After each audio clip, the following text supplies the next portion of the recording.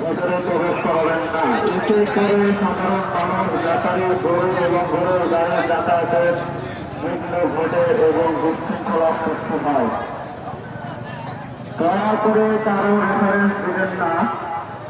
আমাদের সকলের দায়িত্ব এই হাটের শৃঙ্খলা বজায় রাখা। ধন্যবাদ।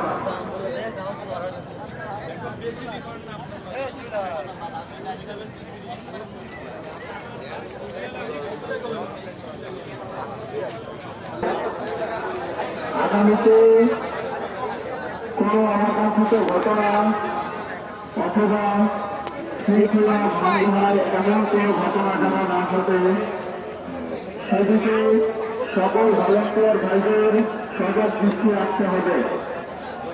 সকল ভলেন্টিয়ার ভাইদের সজাগ দৃষ্টি রাখতে হবে।